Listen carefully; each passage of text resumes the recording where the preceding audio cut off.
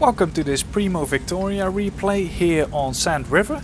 And as we can see, the Primo Victoria is played by Black Gold Saw, and he's in the platoon with Arkel, who's in this STRV as 1.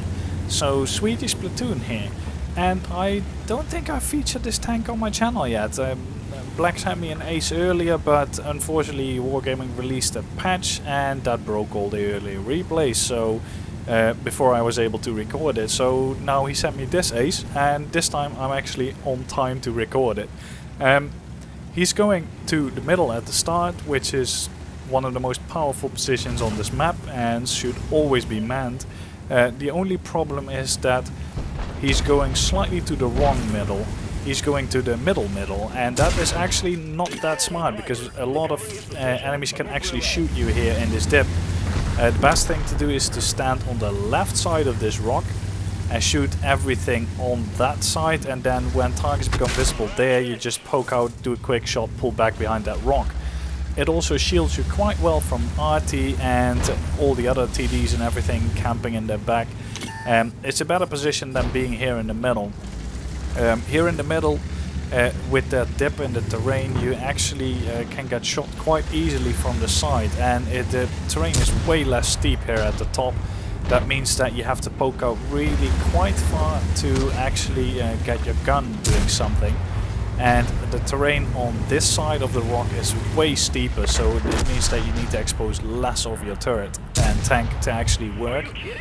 As you can see, the outlines are still not working in this replay, because I'm recording all of them at the same time, so all of them will have this stupid bug where we don't see silhouettes. But the play itself doesn't deduct from that. Unfortunately, Black only has done 221 damage so far that we've saw, and he bounced a shot as well, but that will soon change. So he's doing something which I would normally not necessarily do, and that is to go down here, because usually teams always have tanks there on the left that will punish you so hard for doing this, but it seems that the enemy team is actually stupid and hasn't sent anyone there. So Black can safely get here, and for the most part he's actually left alone by RT as well. So I didn't actually know about this position, because as I said, normally it's suicide to rush down here, but it seems you actually have quite a nice cover here in terms of hold down position for your tank. So yeah, Black can actually put some useful fire in here if his shots would hit. He's trying to snapshot, and the problem with the Primo Victoria and the regular Centurion as well is that the DPM is pretty bad actually.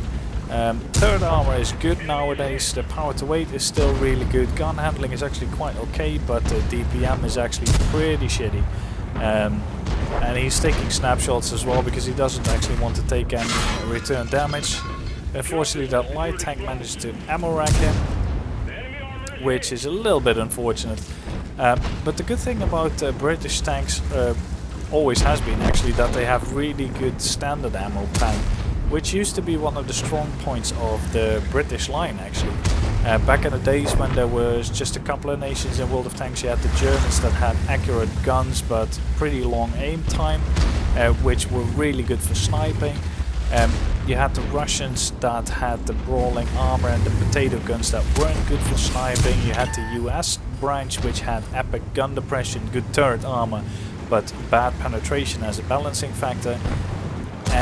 But relatively good mobility. And then you have the British, which have slow tanks, good gun depression, okay-ish turret armor, but really good standard pen. And then Wargaming decided to throw all this nice careful balancing out the window, increase accuracy on all the guns, so now you might as well be playing Russian mediums, because why not? You've got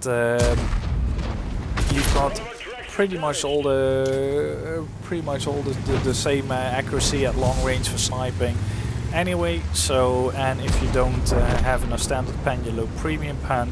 So that's one of the things I really regret Wargaming doing, because back in the days when I played close beta, you could not snipe with an IS-3. It was pretty much impossible to reliably hit tanks on the other side of the map, whereas now it doesn't matter one little fuck. because all the guns are pretty much as accurate, especially if you fully aim. So yeah, all the advantage that tanks like this. Oh, by the way, good guy Black actually caught the shot for this tracked guy, so he wasn't perma-tracked. So yeah, the nice little touch there. But yeah, as I was saying, it was in a way nicer to play different trees back in the days, because they really did feel different, each one of them. The last remnant of that is basically the Pershing, which still has pretty shitty pen and stuff like that. Those are tanks that are still balanced according to the old gameplay. But everything now that comes out has got like 8 degrees of gun depression, 200 pen on tier 8, pretty okay turret armor, all that kind of jazz. So pretty much every tank feels the same.